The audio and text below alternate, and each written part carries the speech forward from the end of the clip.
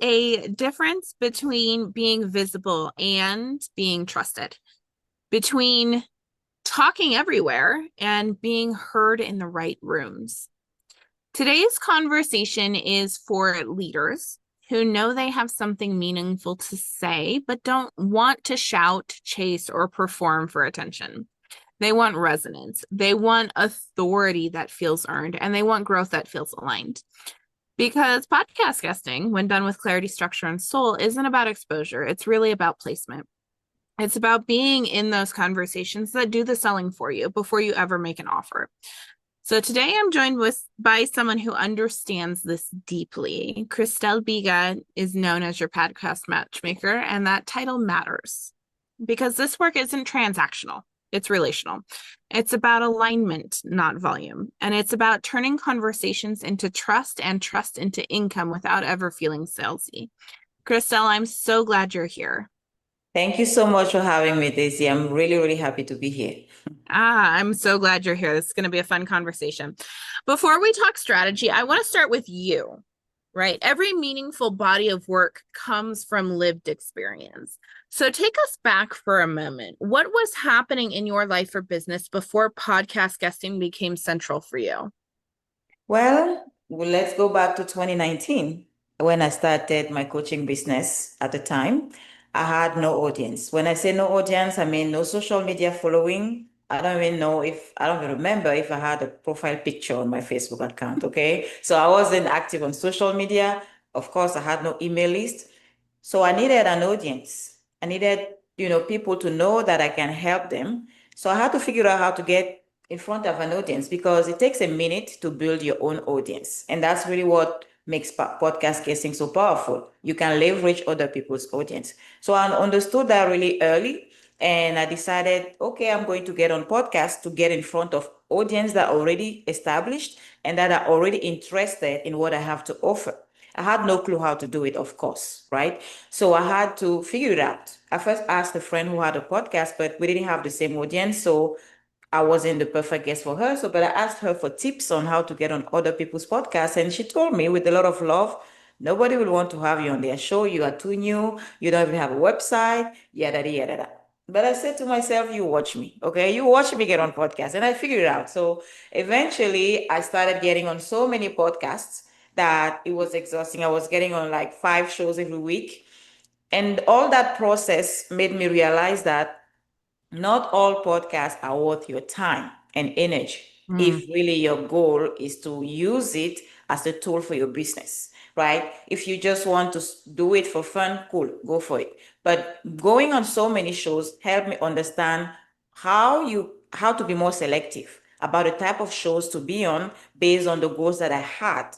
And eventually I figured out how to also get on the right shows because that also matters. Because once I understood the shows that are worth my time, I had now to figure out how to get on those shows because oftentimes those shows were top tier because they were shows from hosts who had taken time to build their audience, their credibility. So they were more selective about the type of guests they wanted to have a conversation with. So now it was up to me to level up my pitch game to be able to be accepted on those shows. So all that process that I did for myself over the years helped me understand the process, what works, what doesn't work, what is worth your time, what is not, and the strategy to get yeses from the right shows. So Mm. eventually, with all that knowledge and experience in my background, I decided to use it to support other entrepreneurs and coaches and consultants who will be interested in using podcast guesting to reach a larger audience, to reach more people, because that's how they can help and serve more clients.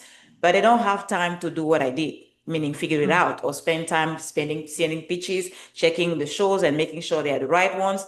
I do it for them. So that's where it all started. Amazing.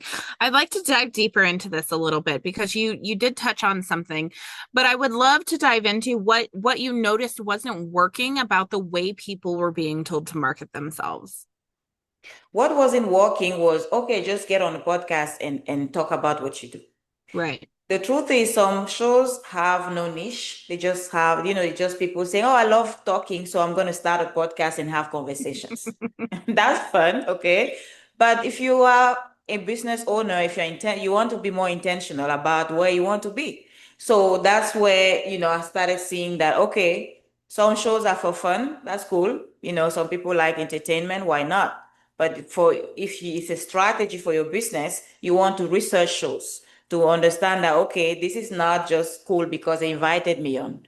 That's one of the mistakes that people make. Oh, I just get invited and I say yes. Right. What are you saying yes to? Where are you, which type of rooms are you putting yourself in? What are you aligning, associating your brand with? That matters. So Mm, not because a random person reached out on social media and say, hey, let's chat. You say, oh, cool, they invited me on a podcast. That's a big mistake. You want to be more intentional about it. so good. What I'm hearing is that this wasn't about hacks or growth tricks for you. It was about belonging in the right conversations. Was there a moment where you realized this is bigger than marketing? This is positioning? One particular moment.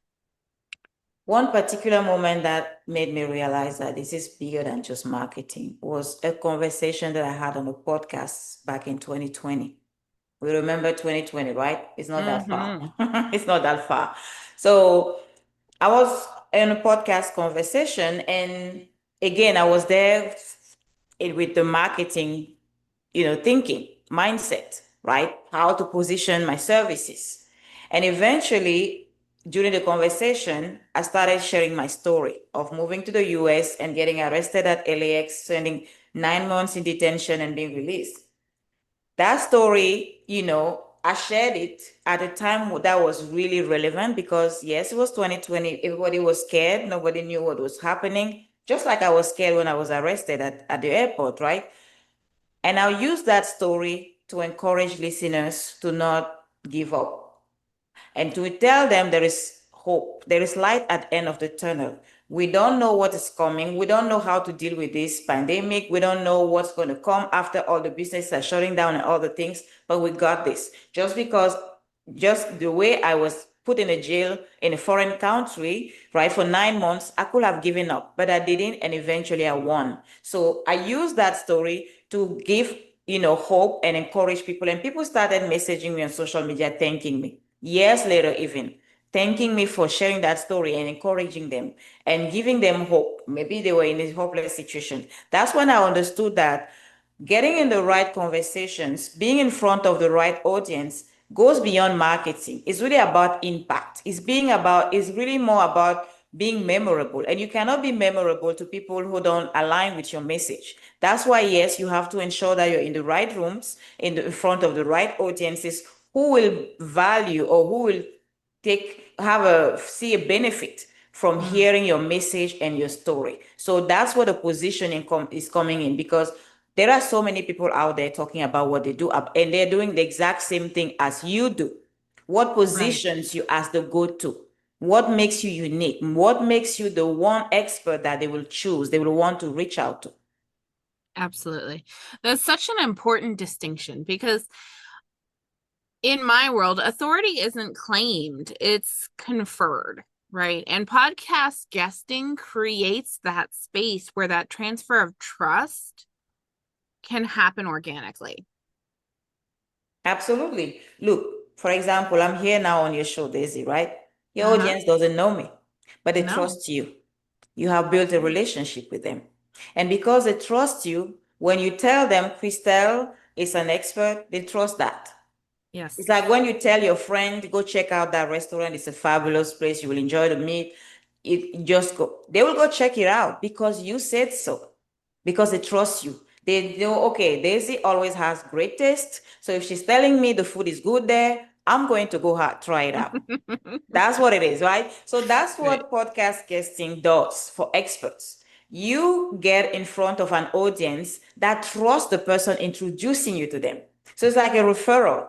When you refer a friend to somebody, they trust that person without knowing them because they trust you. So that trust is transferred to you as a guest because they know that Daisy will not have a random person on this show that have no value to provide. They know that. So when Daisy say, I have someone that I want to introduce you to, they pay attention. So that's what makes podcast guesting so powerful in terms of skipping the line of building that like and know and trust factor Mhm. before people decide to, work with you, because you leverage the authority that Daisy has on her audience. When she says something, they pay attention. So when she introduces you to them, they pay attention, they check you out. So that's what makes podcast guesting such a powerful tool but I love to say, to amplify your authority. Because when Mhm. you start getting out there, you already have an authority. It's not that you don't have it and you need somebody to give it to you. You have it, you just want to amplify it. You just want to get in more places that value that authority and that will take advantage of it. So that's what it is. So good. For those listening who may be newer to the world, to this world in particular, right, of podcasting, I would love to ground them. So, Christelle, when you say you help coaches, consultants, and brands leverage guesting, what does that actually look like in practice? Okay, it looks like it's simple. When a coach, a consultant, a client comes to me, they have a goal. They want to reach a larger audience. They want to be more visible. They want to sell more books for some of them. So they know that getting on podcasts is a great way to do that. So my job when they come to me is to gather information about their business, about their audience, about the topics they speak on, about their goals. And based on that information, my team research shows that align first with their audience, because we spoke about it earlier. You don't want to just be on random shows. You want to ensure that the audience is interested in what you have to offer, because it's a similar audience as the audience that you serve. So my team does that work of researching the right shows. They do the pitching, because again, listen, when you have a business, you're selling something, you hear so many no's every day. You make Mm, offers and people say no. You don't need more no's just because a host don't want you, right? That's also right. something we take off your plate, because when my team is pitching you, you don't have to worry about who is saying yes or who is saying no. My team is handling the rejection. They're handling that. They take care of the rejection. You just hear about the yeses. So they just reach out to you when there is a yes from a host saying, yes, let's have a conversation. So you just show up and speak. And it's that simple. That's what it looks like. When you just go there, you don't have to worry about the details. You just know that I'm going there now to talk about what I do. I'm going there to share my message. I'm going there to give opportunities to a larger audience to discover my work and know how I can help and support them. So that's where we just support you to amplify what you know, your zone of genius, without you adding extra work on Mhm. your plate, on figuring out one more thing to do in your business, because you don't need that. You already have a lot to do. So we take care of the legwork. You just show up and do your thing. You stay in your zone of genius. And the Right. beauty in that also is that we even teach you how to monetize those interviews, because it's powerful. You again, we said it. If you just want to have random conversations, go have fun. But if it's a strategy for your business, sales is involved. So we show you how to turn those conversations into collaborations and other opportunities to grow your business. Yeah, amazing. So, all that being said, who would you say is podcast guesting most powerful for? Podcast guesting is, I mean, I shared my story about me just being a Mm-hmm. newbie and using podcast guesting. So it's podcast guesting is powerful for the people like me at the time who didn't have an audience. So if you don't have an audience and you already have something valuable to share, maybe it's a new book, maybe you just started a business, you didn't have time yet to build your own audience of buyers, you want to start getting on podcasts, because there are podcasts that have the exact audience that need what you have to offer. So that's one way. The perfect people. You don't have an audience yet, you need a ready to buy audience, get on podcasts. Mm-hmm. Second, you are already doing great things, you want to scale. So you want to expand beyond your existing audience. You already have a powerful network, you already have amazing clients, you already have great success. Now you're at a place where you want to step out of your comfort zone, of your network, of your existing audience. You want to tap into new audiences. Podcast guesting is the way to go. Now you are probably also at the place where, you know what, I have done so many amazing things that I want to give back. I really want to become a thought leader in my space. So that's what you do when you get on podcasts, because now you are there to leave a legacy for generations to after you, for the people who started the business after you, and you feel like you have gathered enough knowledge and experience and proofs that you want to give back and share with them what works, what doesn't work, and you just want to feel good about it, feel good about giving back. That's also something that people come to me for. Like, I have a lot of experience and I know it's valuable for other people. I want to share. So those are the three people that I would say podcast guesting is great for. Amazing. So it's not really about being everywhere. It's about being really, really strategic with your voice, is what I'm gathering, right? And you're not just matching people to podcasts, you're helping them clarify their message, choose conversations that support their long-term vision, and build income streams that don't rely on constant contact creation or constant content creation.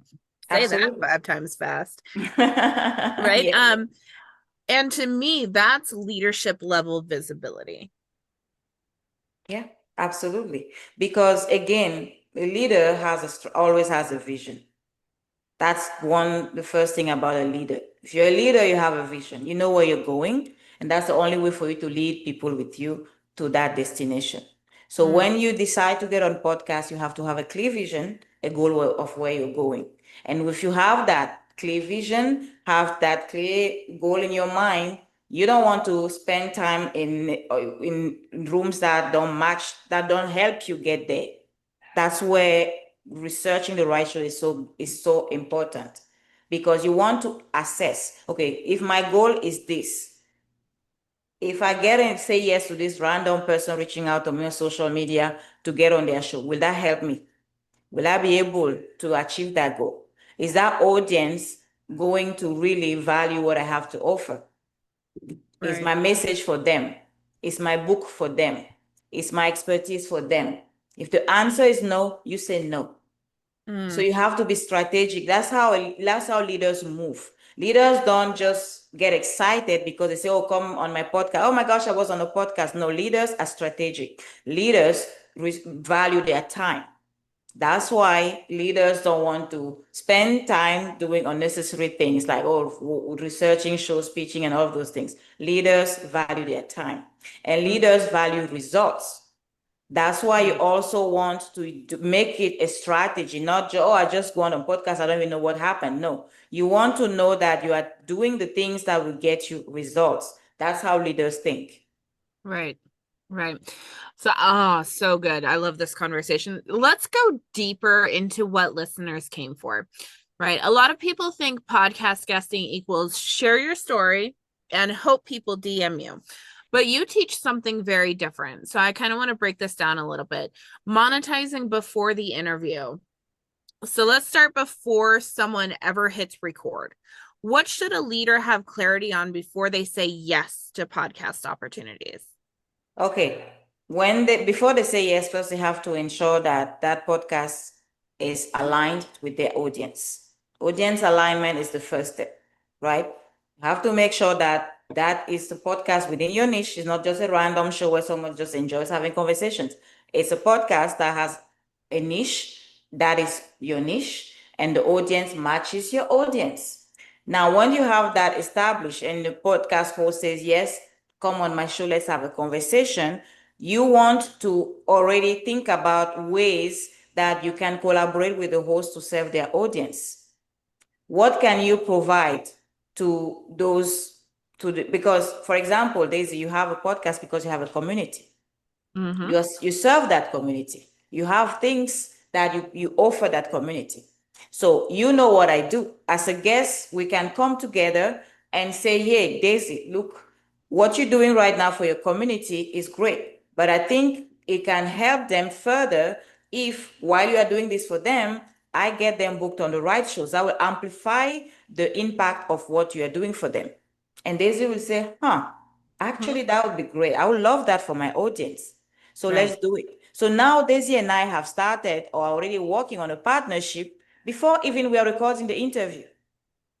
I have already found a way to serve Daisy's audience, because right now I'm serving you by, sharing the things that can help you with your podcast guesting journey. But if in the background, Desi and I are working on ways to create something that can support you further, now I'm already creating opportunities for Right. for Daisy and for my business to grow. That's even before the interview. Now I'm here having this conversation and I'm sharing things that are valuable for your community, for the listeners. And they might say, oh, I want this. Now that's another opportunity for me to get people to check out my work. And at the end of the interview, I might give them something to check out, a freebie, something that can help them, go to the next level. And they will say yes to it. That's another stage where now I get them into my world. And that's all of that. Now this part of the freebie happens after the interview is released. But notice Right. that before even we hit record, we already had an opportunity to create a collaboration that can make us money in our business and serve our clients better. I love it. Right? That's a piece that people don't really pay attention to. They Mhm. always hope the interview is going to do the trick. Yes. But even for the interview to get you those DMs, you have to know what to do after the interview is released. When the interview is released, what do you do? Sometimes I ask people that. What do you do? Okay, you have been on a lot of podcasts. What did you do with them? Well, what do you mean? Well, I mean, did you promote? Well, the host promoted. Yeah, the host promoted is their show, but what did you do with your interview? Right. You were there spending what did you do with that information that you shared there? Did you repurpose it in a way that establishes your credibility further with your existing audience? Because some people are in your audience, they are watching you from a distance, they don't know until they hear you on a podcast and now you got their attention. And Right. maybe you say something on that podcast now gets them to say, okay, I've never really thought about it this way. So that's why you want to cut those important pieces of the conversation and share them with your existing audience and keep dragging, getting leads from it. Even Right. on DM, sales conversations, people can ask you questions. You can post some things on social media. People ask a question and you address that on a podcast. And you DM them the link to the conversation. Tell them, hey, I was on this podcast at this, time stamp, 10 minutes in. Listen, I addressed that question that you asked there. And then once you listen to that, let's talk about it. Let me know if you have further questions. Now you have caught the trust thing in their mind because, oh, she was on a podcast where they introduced her as expert. Okay, and what she said actually exactly what I needed to hear. Now, when I come back, I say, hey, did you get a chance to listen to it? What did now they are more open to buy Mhm. from me. Yeah, absolutely. And I love this. Yeah, you kind of just went full steam ahead, and I love that. So, just breaking it down for the listeners. Part one is, monetizing before the podcast, right? And that is from what you said, Christelle, is where clarity liberates, right? It's when you know who you're speaking to and why, you stop auditioning and you start leading. Now, part two is monetizing during the interview. And we talked about creating opportunities with the host so that you both benefit, right? And really, it's a triple win because everybody benefits. Your audiences and both of you benefit, right? And this is such a reframe because authority isn't built by impressing, it's built by resonating. And resonance happen when people feel seen and not sold. And then the part three that we that you touched on is monetizing after the interview. And you're absolutely right. Using the podcast to up your trust factor with your audience and promoting it because you never know who you're going to influence that day, right? Um, and this my experience is monetizing after the interview is where most people leave the money and momentum on the table. um this is for me structure that supports, right? It's letting the systems carry the weight so your energy doesn't have to, right? It's systematizing, okay, I'm on a podcast, this is what happens next, right? Absolutely, Amazing. absolutely, absolutely. That's what it is. And again, it can be done for you. It really doesn't have to be one more thing to do on your, like, oh, what I need to figure it out. No, you are a leader. So there is always I mean, I offer that option for as another package. If you want us to help you repurpose your interviews, it's available. But I know you also do, that you can also support them in that way on Right. repurposing those interviews strategically to keep the momentum going. Listen, 5 interviews can be repurposed in so many form content that you will be amazed of how much content you have. How many people struggle with creating content? I mean, if you're listening, content creation is a thing. It's a big deal in business. But with just 5 bookings in the right shows, where you have the right conversation, you say the exact things that your ideal audience need to hear, you can take those 5 interviews, repurpose them in so many ways, and reach a larger audience for even a year. If you're smart about it, you can even use it for a whole year of content. Okay. Mm. So, and again, we're not having this conversation to tell you, oh, you have to figure out how to do it. There are experts out there who can help you. Daisy is, a marketing genius. She can do that for you. My team can do that for you. There are ways for you to get that level of support, but we are just opening up your mind on how much podcast, what you do with your interviews, how afterward can create a ripple effect for your business, can keep amplifying your authority and keep the momentum going with your visibility and attracting the right clients for you. Absolutely. I want to zoom out here for a second. When podcast guesting is done with intention, it doesn't just grow revenue, right? It shapes culture. So, my question to you, Christelle, is how have you seen this work change the confidence or identity of the leaders you support? Oh, this is a great question. Actually, I had one of my clients. She is a leadership coach, and she just finished a training on public speaking. And her coach referred her to me to practice her speaking skills because, well, once you learn how to speak, you need to speak, right?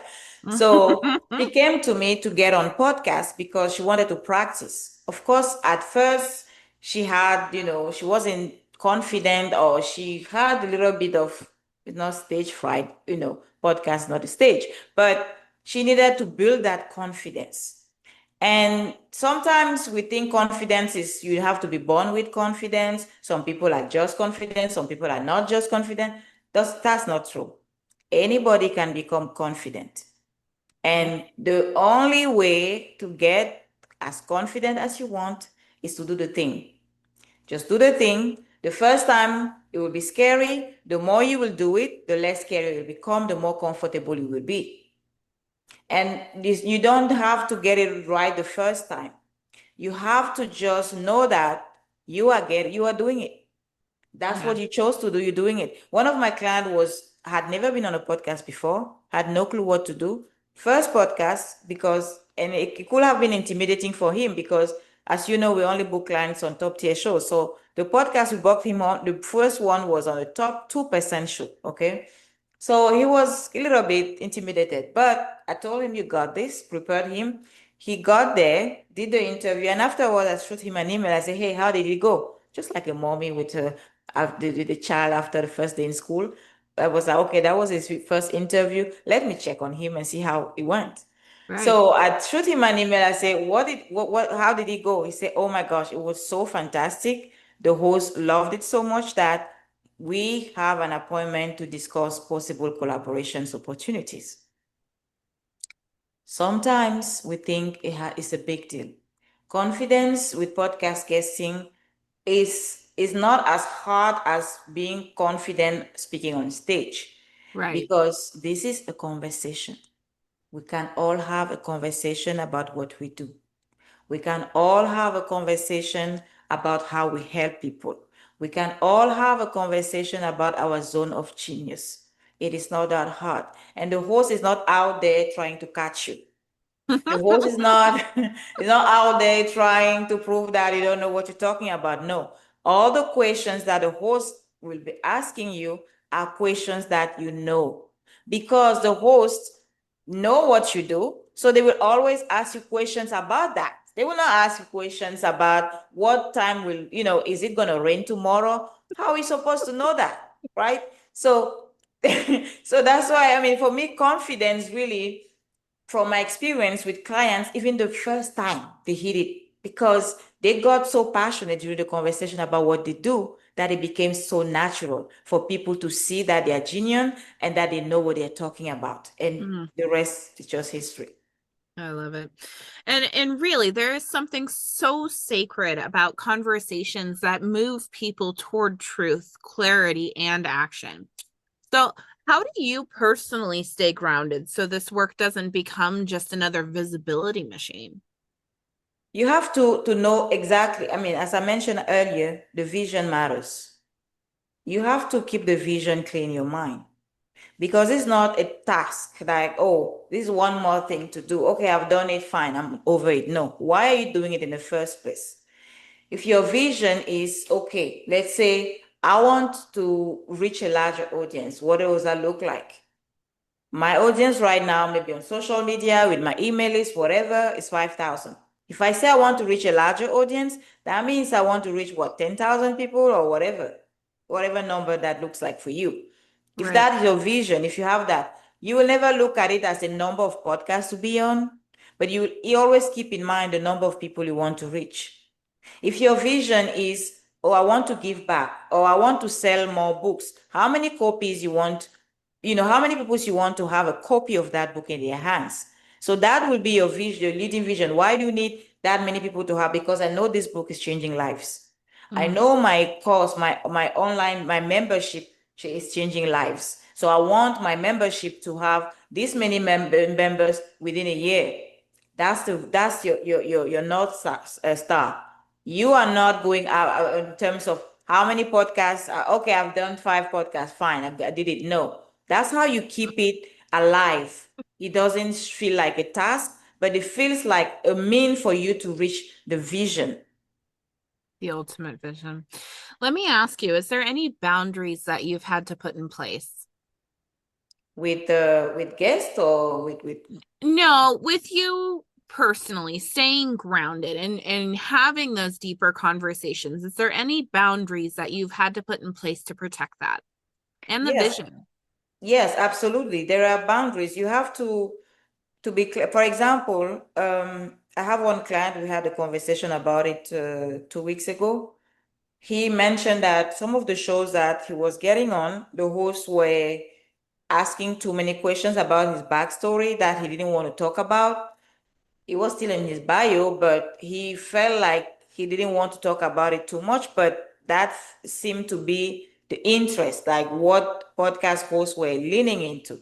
So Mm, of course we shifted. We say, okay, we're going to remove that first from the bio so they don't even know it happened. Okay. Then also you're always free. When the boundaries that I have personally is I'm okay to say, okay, I don't have the answer to that question right now, but I will look it up. Or I don't have the answer to that question. Be okay with not knowing the answer, or be okay saying that, okay, this is not something I want to go deeper into right now because I'm still working on it. Again, your people, if you are in the right room, let's say you are a healer and where they are talking about a traumatic experience that you have not healed yet, because if you are a healer, you know that you need to be healed before to talk about it. You don't talk from mhm. your wounds, you talk from your scars. Yep. So if he's not scarred yet, feel safe to say, okay, I'm not ready yet to go deeper in that. It's the Right. host, they are humans, they move on, right? So those are the boundaries that I put in place for myself to be okay, feel okay, give myself permission to say when I'm okay to have a conversation or not. And it's perfectly fine. If a host, for example, start talking about a topic, even politics, that I don't want to get into, I'm okay to say, you know what, I don't really like to talk about politics. It's okay. But sometimes people think they have to, and that's something sometimes I tell my clients during strategy sessions. I say, you are totally fine because we pitch you for your expertise, and that's why they say yes to. So if during the conversation they start going in a direction that you don't feel comfortable with, it's okay for you to say so. That you're not comfortable going in that direction. You prefer to keep talking about, what you know better.